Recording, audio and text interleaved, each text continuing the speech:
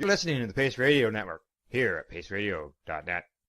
The views expressed by the individuals during this broadcast are their own opinions, and they may not be the same as those of their group or other organizations they may be involved with. All medical advice during our broadcast is not a medical opinion and should be checked with your medical physician.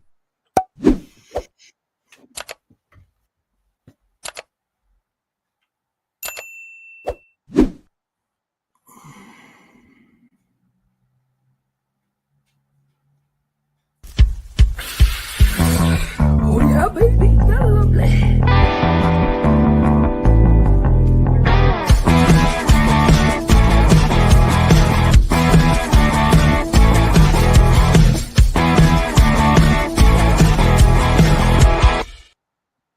Good morning, it's March 24th, and welcome to Psychedelics and Cannabis Education News. I'm live here at paceradio.net, as well as at 420pace.ca. Cindy's out in BC, she's out west, but we're heading to the US. We're going to go to the Netherlands, and we're going to go across Canada as well. We're going to find out about Texas banning THC.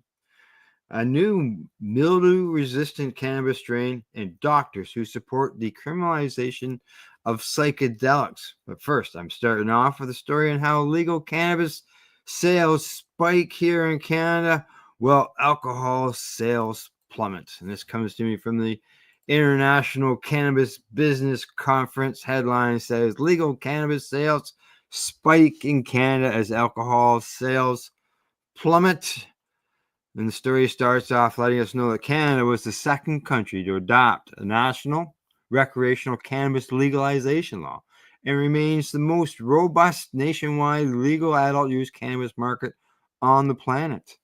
Uruguay legalized cannabis before Canada. However, Uruguay continues to limit adult use cannabis carments to legal residents. Now, Canada, we all have our issues with our legalization system, and it can always use improvements, but obviously we're much better off than what's going on in Uruguay. Now, the legal adult use market in Canada is the best recreational cannabis carments experiment for public policy and economic researchers for a multitude of reasons. The data generated in Canada provides insight into what other nations may expect if or when they adopt a similar legalization model. Yeah. So, other countries would be looking at us. One thing the data is demonstrating in Canada is that legal cannabis sales continue to erode the unregulated cannabis market, and paralleling the rise in cannabis sales is a drop of sales of alcohol products. Now, they say that sales of alcohol and cannabis in Canada are opposite trajectories, according to the data provided by Stats Canada, who is the national statistics agency here in Canada. It says for the fiscal year ending March the 31st, 2024, sales of alcohol beverages experienced historic declines, with beer sales experiencing the largest overall decrease. Now, in comparison, sales of recreational cannabis by provincial cannabis authorities and other retail outlets increased 11.5%, or about $500 million from one fiscal year to the next, reaching $5.2 billion in 23-24. And they say that sales of cannabis products had previously grown nearly 16% the year previously. Now, Canada legalized adult use back in 2018, as we know. Separate data published in February in the American Journal of Preventive Medicine reported that fewer young adults in the U.S. acknowledge consuming alcohol while following the opening of licensed cannabis retailers. And while survey data finds that many consumers acknowledge substituting cannabis for alcohol, observational data gathered from jurisdictions that have legalized cannabis is mixed. And some states report dips in alcohol sales post-legalizations, and others report no significant changes at the population level. So obviously, if one side, some of it has no changes, and other sides dips, then you're going to see a negative because nobody is in the in the extreme of going over in order to make that average come down. So yeah, it's good to know. cannabis is taking on some sales from the alcohol end of things, and reasons why obviously weren't listed, but it could have been because of preferred choices. It's a safer choice as far as I'm concerned, and a healthier choice as well. So, all right, on to the next story.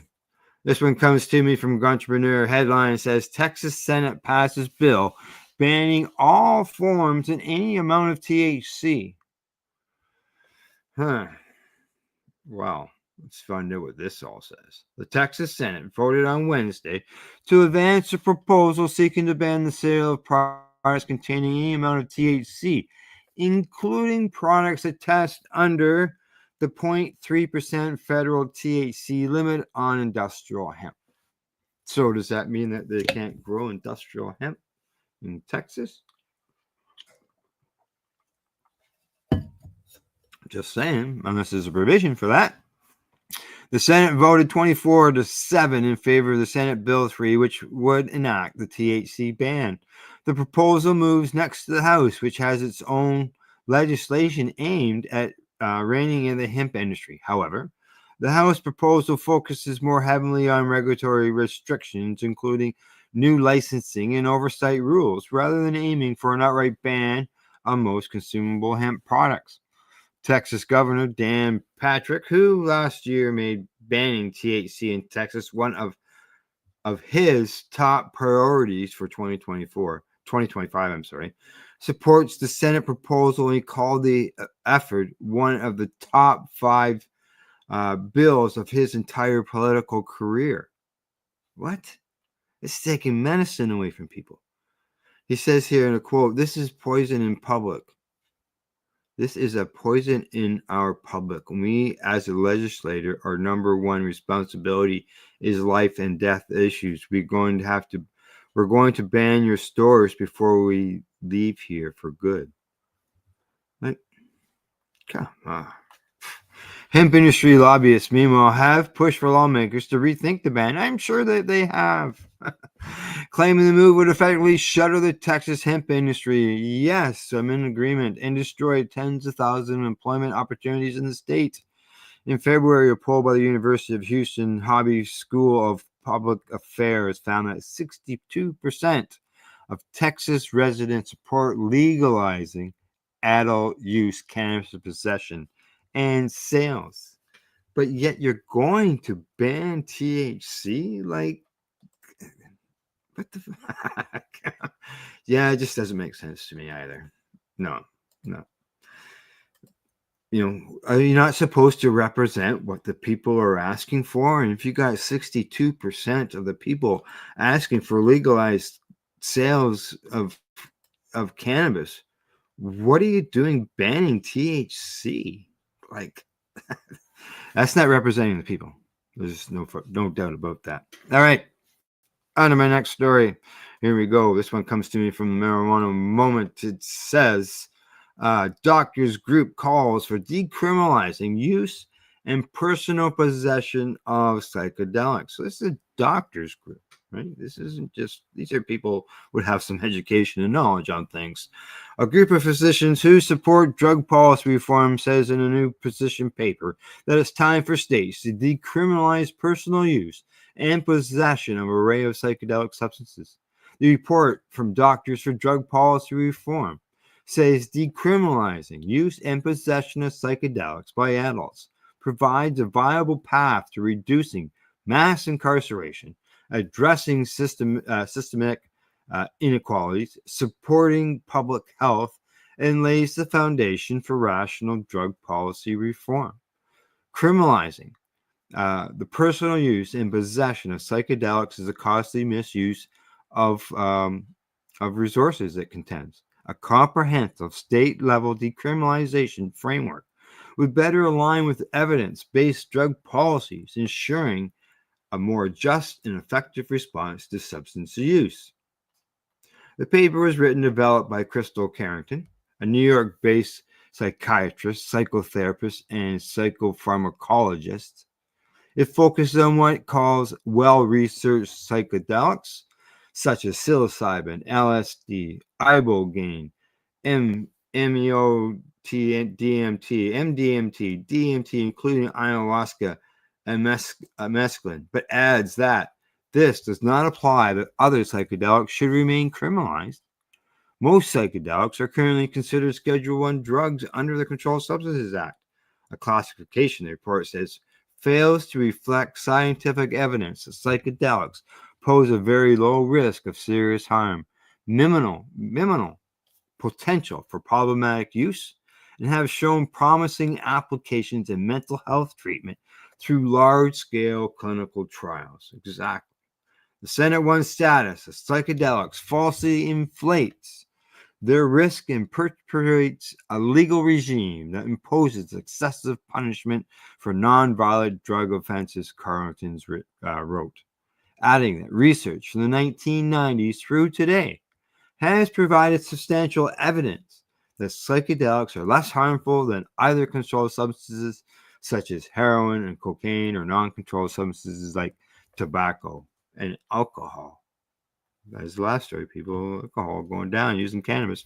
But federal drug policy has been slow to catch up. The report says, despite increasing scientific and medical support for the integration into healthcare, these substances remain classified as Schedule I under outdated drug policies that fail to reflect current evidence. Well, as we're seeing right now with the DEA going as the Biden administration was leaving, the DEA putting a big delay on the cannabis rescheduling. And since January 20th and switching the government, nothing but silence and hearing what the new appointees are negative on in the cannabis thing. So if it's taking this less long for cannabis, I could just imagine what it'd be like to deal with it on the psychedelic end of things, get people to change the laws as far as federally. Most people nevertheless support an end to psychedelic prohibition. There you go. Now, the Doctors Group paper contends, pointing to a 2023 study by UC Berkeley that found that 61% of registered U.S. voters favor the legalization of psychedelic plants and fungi, highlighting shifting public attitudes on psychedelic policy. Like, that's almost as much as the cannabis support is as well.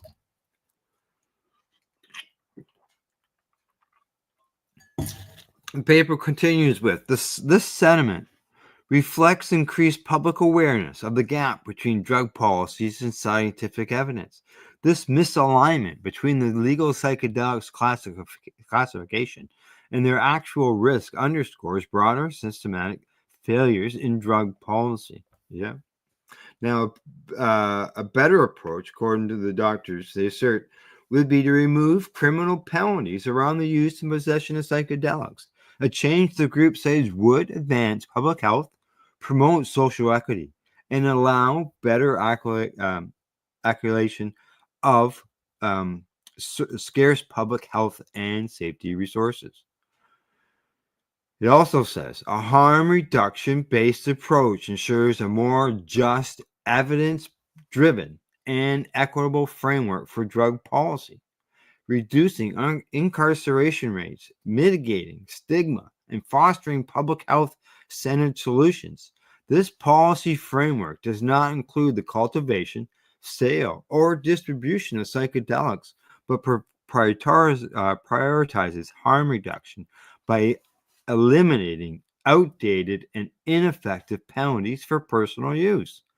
Decriminalization is an immediate practical step towards addressing inconsistencies in current drug statutes, while allowing the federal government to retain jurisdiction over their legal status and enforcement, the paper concludes. This approach builds a more equitable and rational drug policy by prioritizing public health, reducing incarceration, and lessening financial burdens on the criminal justice system. In addition to defining clear quantity thresholds for personal possession and setting age limits on possession, the doctors also advises collaboration with medical and community groups to create training programs for clinicians, law enforcement, and young people, as well as redirecting funds from law enforcement to public health. It says reform should include automatic expungement of past convictions for simple possession of psychedelics, including cases where individuals were inappropriately charged for distribution. Yeah. Metrics and data should be collected on criminal justice and health impacts. The group continues, while Indigenous perspectives should inform policy making to ensure ethical and inclusive reforms. The decriminalization document comes on the heels of another doctor's possession paper about treatments and strategies for opioid use disorder. That paper by Hunter Platzman argues that rather than rely agonist treatments such as methadone and buprenorphine, whatever, policymakers should embrace additional safer supply interventions such as prescribing pharmaceutical grade heroin. They prescribe it as a pill all the time. While agonist treatments are legal, well-established treatments, that paper argues they're used by fewer than 35% of the people with opioid use disorder. Others are either unable to access the therapies or refuse them altogether. Prescription heroin, Platzman argues in the report, demonstrates superior efficacy compared to traditional medications like methadone and is far less lethal than highly toxic synthetic opioids such as fentanyl, and as we know. So this story continues on for a bit, but it's good to see that the doctors, this doctors group is supportive of psychedelics and reform. There's no doubt about that. Good day, buddy Weeds. How you doing, buddy? And a puff pass to you as well, for sure, man. All right. I will continue on with the news. Good to see you there, buddy. All right. Next story. This one is coming to me from Stratcan. And I can tell you, I don't know what they're doing here, but I know some of us would like to see or have, maybe better outcomes when it comes to powdery mildew, and that is the headline here in Stratcan, and it says researchers announced development of powdery mildew resistance for cannabis plants. Now I haven't read the story yet, but I know that there's a pile of people out there that have to deal with powdery mildew constantly, and it's not good stuff. It says here, Aurora Cannabis Inc. says it has discovered a novel source of genetic resistance against the common fungal disease that affects cannabis plants. The cannabis producer recently identified the novel single dominant powdery mildew resistant locust called PM2, which provides resistance to powdery mildew disease in cannabis. Powdery mildew is a fungus that affects numerous plants, spreading through spores. This proprietary genetic marker technology is now in use in Aurora's breeding program and is expected to produce powdery mildew resistant cultivars that will be explored for commercial launch in 2025. Aurora operates its cannabis breeding facility on Vancouver Island, and Aurora Coast, which hosts the Oka Research Center. It says here that according to their Vice President of Innovation and International Operations at Aurora, Lana Colley, she says that this discovery offers a critical solution to a pressing challenge in the cannabis industry worldwide. I'm sure it does. At Aurora Coast, our state-of-the-art research and development facility, we continuously search for ways to add value to our proprietary cannabis cultivars, and this discovery will lead to new means of managing disease in cannabis production. This success story underscores the impact of our investment in scientific evidence, a commitment that sets Aurora apart from their competitors, it says. Now, in collaboration with Genome BC, the program was first announced in 2020 as part of a more than $4.2 million in federal, provincial, and industrial funding to aid with UBC's research into enhanced cannabis cultivars focusing on disease resistance. Well, getting rid of powdery mildew is a good thing.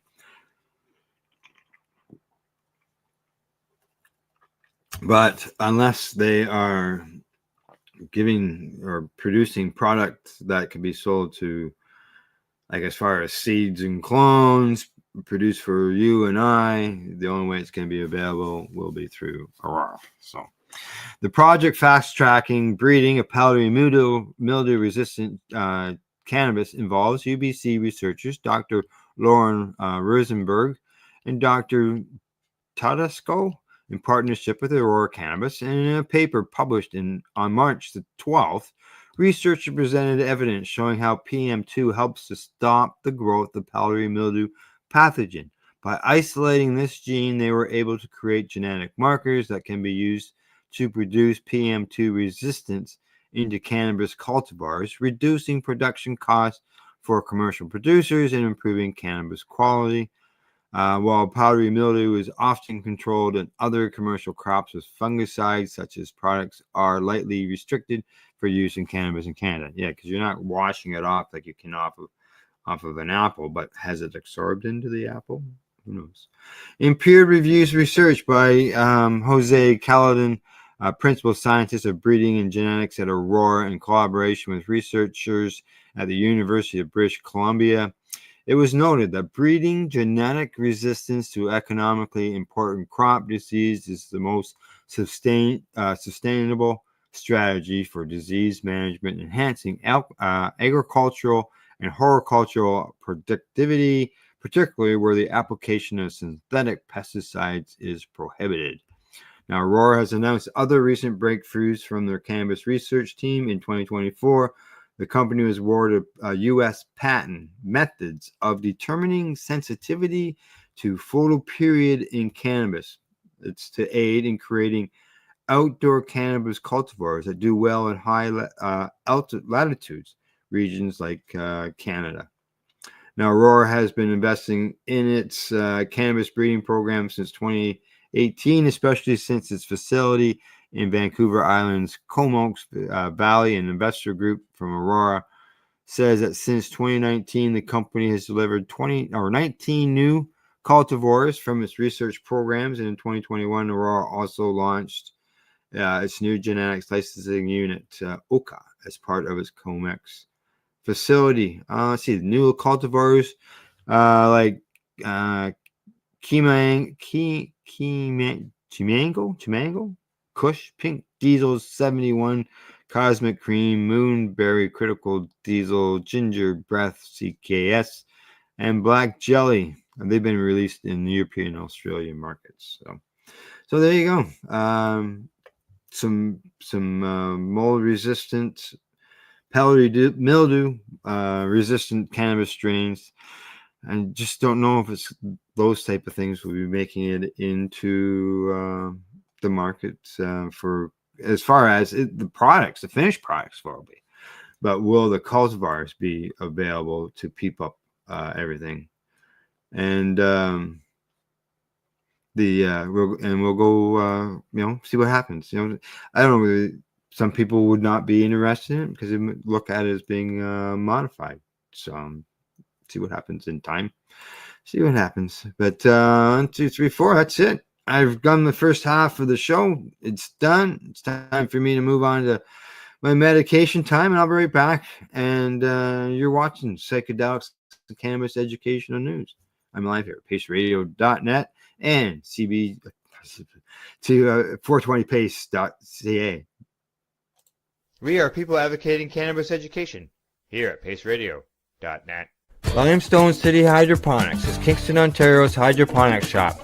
Take your growing to the next level and create the optimal environment with a tent kit, or maximize your yield with an ebb and flow flood table kit. Either way, Limestone City Hydroponics has more sizes and options to fit your needs. Are you looking for the power of the sun that adapts to your budget? Then look no further, as they have professional grow lighting. They have indoor grow systems that are easy and cost effective, with many options to fit your living space and lifestyle. Cultivate your growing potential. We have everything you need to succeed. And if you can't make it to the store, they offer local delivery to the greater Kingston area. Remember, when you're looking for experts to help you grow, then look no further than the locally owned Limestone City Hydroponics, 105 Sunderland Drive in Kingston, Ontario. Call them at 613-548-0420. Rerolled Saturdays. Check it out. Nothing but non-stop cannabis and psychedelic programming. Find it at 420pace.ca. Enjoy the buzz of legalization with Campbellford Lifestyle Shop. From lights to plant nutrients, books, consumption accessories, and more. We've got all your basics to grow or consume cannabis. Visit our info center or take a look at our piercing services and body jewelry, now available in-store through Campbellford Lifestyle Shop, 17 Bridge Street West, Campbellford. Are you looking to get your medical cannabis grow license? Limestone City Hydroponics can help patients through the process of obtaining their license to grow medical cannabis. What's that? You don't have a doctor. If you meet the medical criteria, Limestone City Hydroponics has a nurse practitioner who can assess and provide medical cannabis prescriptions. What are you waiting for? Contact Limestone City Hydroponics at limestonecityhydroponics.ca or call them at 613-548-0420. PACE Radio is the People Advocating Cannabis Education Radio Network. Legacy 420 have an awesome array of cannabis-infused beverages, from pop to Nature's Nectar's teas, all in amazing flavors. What a selection! We even have a delicious mango-infused juice, and let me tell you, it's delicious. Everything is infused in-house, so we buy our syrup from the same place where everybody else buys their syrup for their pop, and in the infusion is done in the lab. It's all canned here, labeled here, produced 100% on Tyndonega.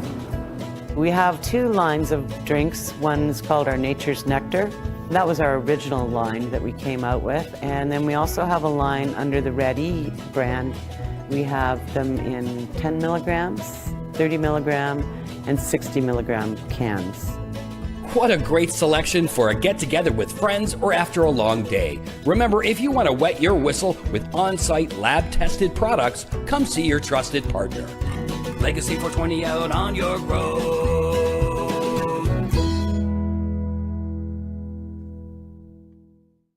You're listening to the Pace Radio Network here at paceradio.net. All right, and back from the medication session. I just hit exhales, and I got 4 more news stories to bring you, and let's just get at that right away. No stalling here. Here we go. Right from International Cannabis Business Conference. Legal cannabis supply changes coming to the Netherlands next month.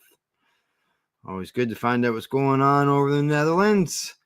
They say the Netherlands is home to multiple regional adult use cannabis commerce. Pilot trials, exactly. The pilot trials involve permitting limited recreational cannabis sales at a local level for policymakers and regulators to be able to gather industry research data for later use. Currently, the participating pilot trial retail outlets can source their cannabis products from non-legal sources. However, that is going to change starting next month when all products for the pilot trials have to be sourced from a legal supplier.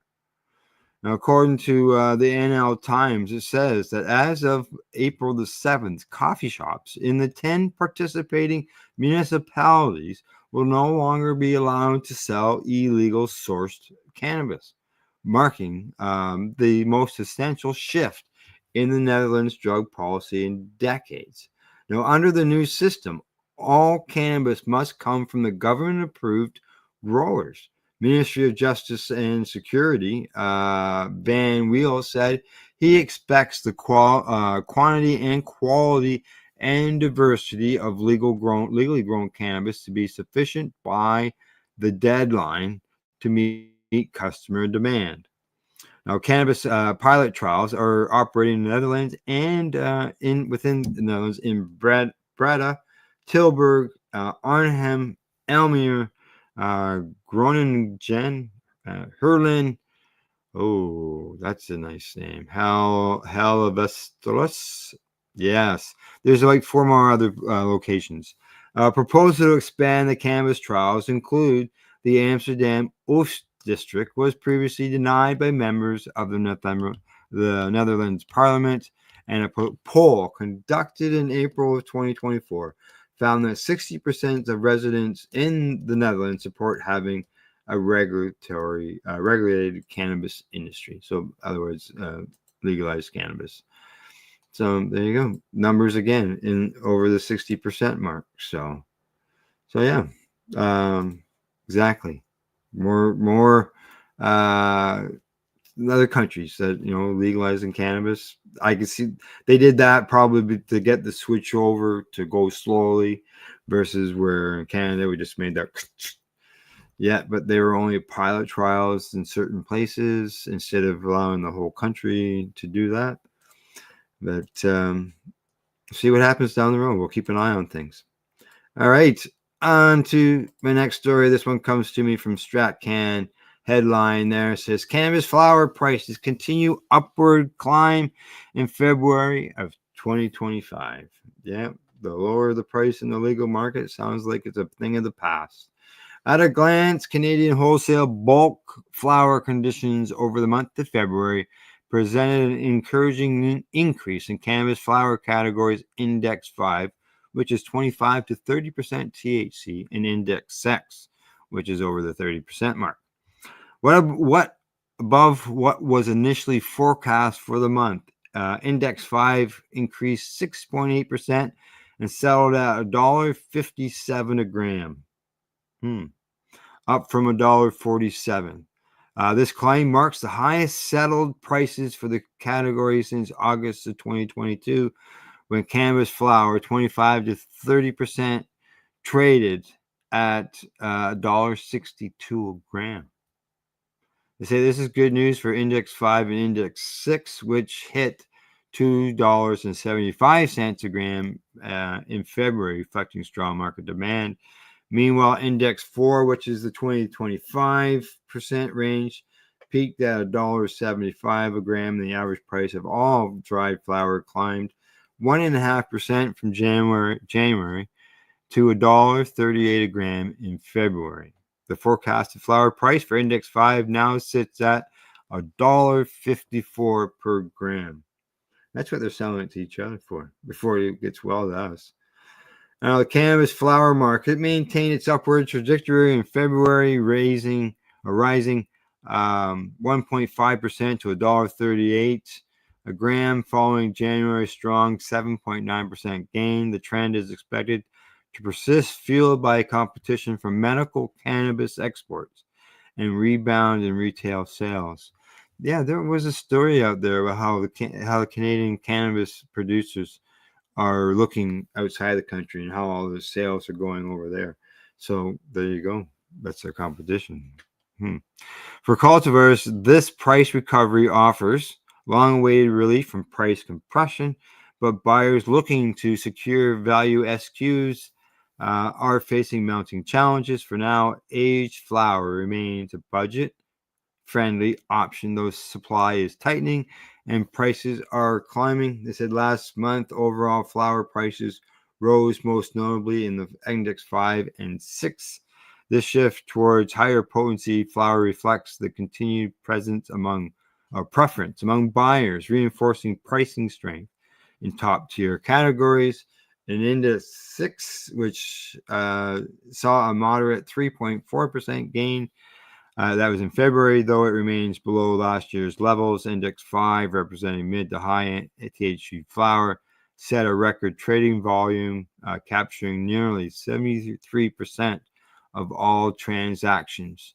And they say this was fueled by domestic buyers securing product for export and forward contracting, a key delivery of the domestic market. Oh, okay, I see what's going on there. The contrast, lower THC Index 4 dipped last month, both in pricing and trading volume, and despite industry voice advising against THC bias, the shift suggests a continued focus on higher value SKUs. Compounding this decline was the prevalence of smaller bud sizes that generally trade at a discount price. With the increase in exports and the beginning rebound in retail sales, competition for premium flower is intensifying, and the coming months will determine whether an uptick in pricing can be sustained particularly as new international markets open and global demands domestics continue to evolve. Now that 10 cents on that gram, see how much it reflects. They didn't get into that part, but how much it reflects to you and I at the counter. Be interesting to know what that works out to be, whether they just pass the whole thing. And something tells me they probably do versus absorbing it because it was already cannabis per gram was already super low, and they were saying there was no profit in it then. So I can't see where they're going to absorb it. All right, got two more stories. And this next one comes to me from Mugglehead magazine, which I just closed off instead of opening. So just give me a second here. Hey, that happens. You hit the wrong button, right? Here we go. This one, Mugglehead magazine, says taking psilocybin or LSD can lessen frequency of severe headaches by 25%. Yeah, 25%. New research out of Sweden has shown that classic psychedelics like magic mushrooms and acid can reduce a user's likelihood of having recurring cluster headaches and migraines. The investigators who completed this analysis are based out the Karolinska Institute Center for Cluster Headaches at the university's Department of Neuroscience in Solona. Their study was published in the Journal of Psychopharmacology on March the 12th. It says here, lifetime use of classic psychedelics was associated with a 25% lower odds of having frequent bad headaches, according to Swedish researchers specified in their study. Now, women in particular are 30% more likely to benefit from LSD and psilocybin for elevating skull throbbing than men. They also have determined that. Now, they analyzed vast pool of data. They analyzed this vast pool of data from a group of over 11,000 people. So it wasn't just 20 or 21 in the United Kingdom to draw these conclusions. The Swedish Brain Foundation was one of the notable funding contributors for this research. Now, a study author, Carolyn Rand, explained in an interview with Psych Post last week, and I believe we had that story in a previous show. It says that there is a need to develop new treatments for primary headaches. And as people with headaches, most typically cluster headaches, sometimes report that they have, people get headaches, self-medicated with psychedelic substances with great success. We believe that these compounds need to be investigated more closely. I will say more research. And they said that the Swedish investigation is but one of several recent analyses that point to psychedelics as an efficacious alternative to traditional over-the-counter or prescription medications. Now, in May last year, analysis published in the Journal of Neurological Sciences found that psilocybin was capable of nearly cutting the number of headaches subjects experienced in half 3 weeks post-administration. And last year, a study titled Psychotropic Drugs Reemerging as Headache Medicines was posted in the peer-reviewed journal CNS Drugs. It highlighted the growing interest of psychoactive substances for clinical research in this regard.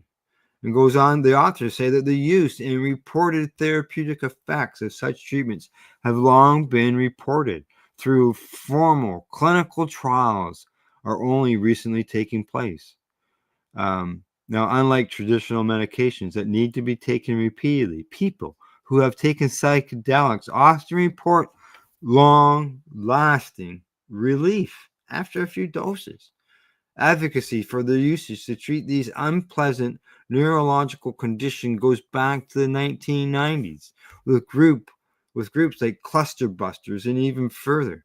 Historically, many cultures all over the world have treated headaches with naturally occurring indole-ring hallucinations, which would be hallucinogens, psilocybin, ibogaine, M5-MeO, DMT. For centuries, the Psychedelics Advocacy Organization says So there you go. Cluster headaches, all that type of stuff.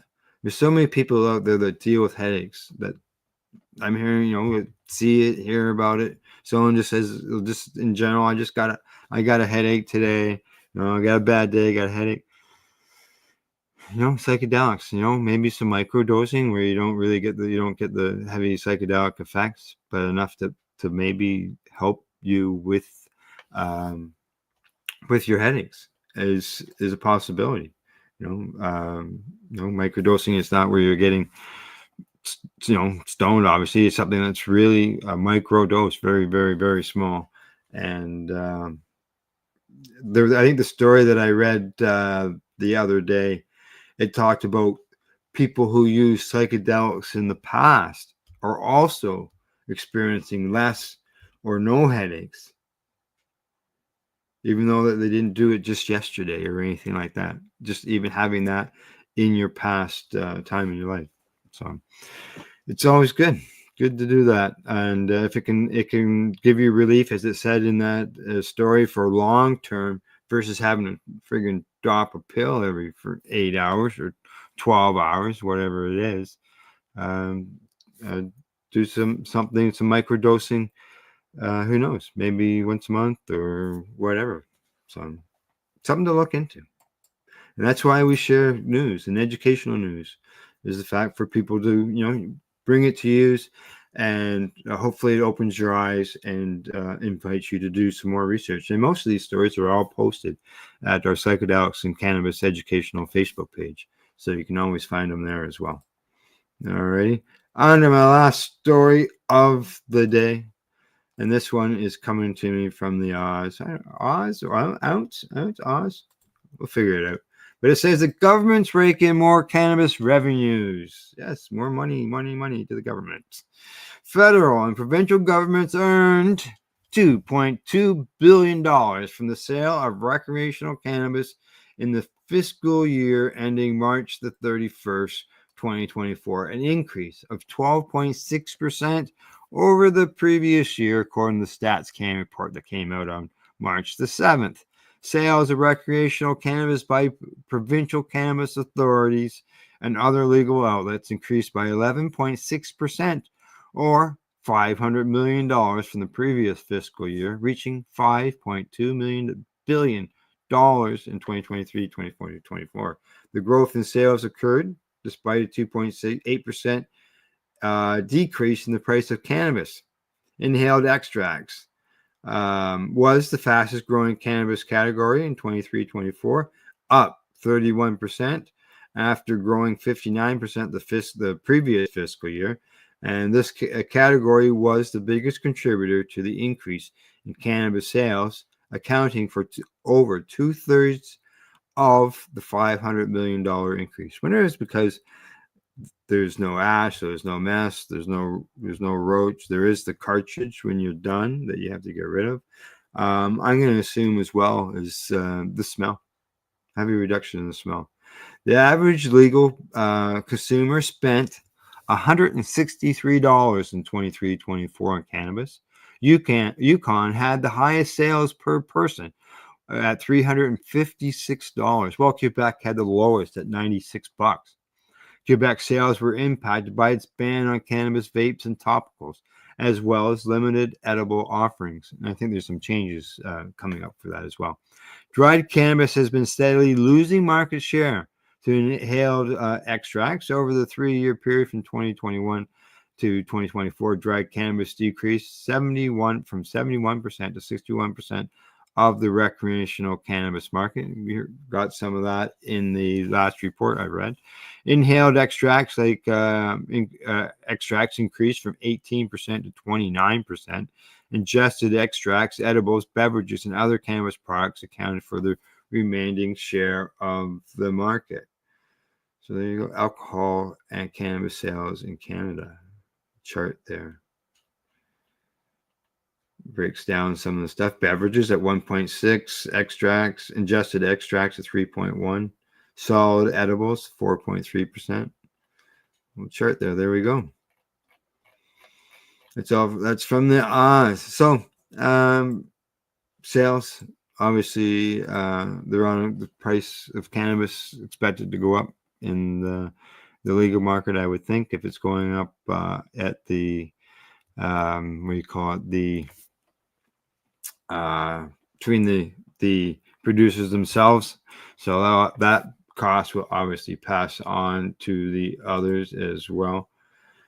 Yeah, that's right, guy. That's right, exactly. Wow, $500 million increase. Exactly. It's got to wonder now how the federal promises are using the funds. And you're right. I know that my co-host, Tamara on the Pace Radio show, she asks the same questions all the time. Where's the money going? Where's the money going? How come they don't tell us where the money's going? You know, does some of it go towards with programs? Who knows? Does it just go into a slush fund? Explain, looking for like a printout somewhere of everything where it goes instead of just of a general view. Be interesting. See what happens to it all. All right. Other than that, that's it from the Legacy420.com news desk. That's the news for today. I'll be back on Thursday. Glenn will be joining me. He's back from down in the deep south, and he will be joining me Thursday for the broadcast. And other than that, thanks for Campbellford Lifestyle Shop. I was actually talking to the owners there this morning. At Legacy420.com, At-Eze.ca, and Limestone City Hydroponics.ca.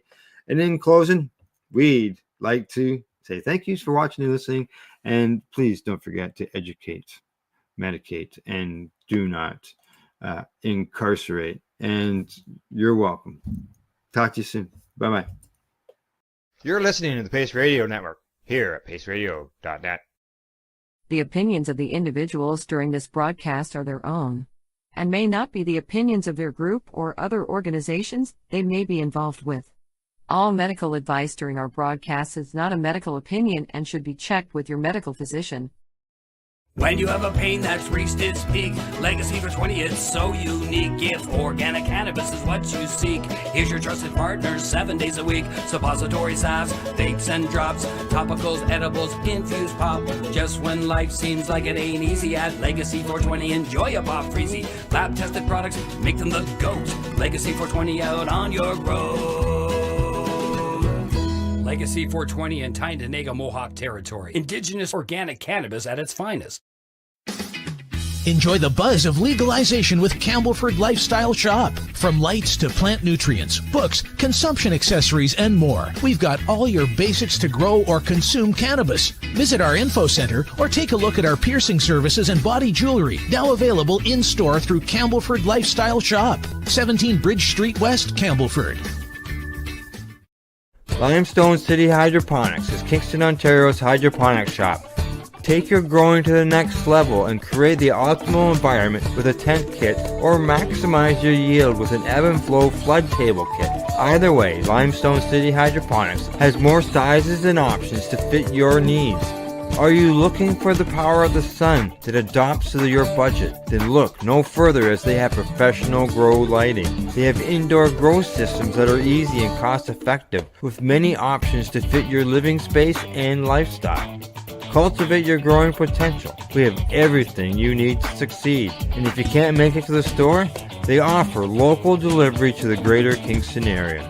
Remember, when you're looking for experts to help you grow, then look no further than the locally owned Limestone City Hydroponics, 105 Sunderland Drive in Kingston, Ontario. Call them at 613-548-0420. We are people advocating cannabis education here at paceradio.net.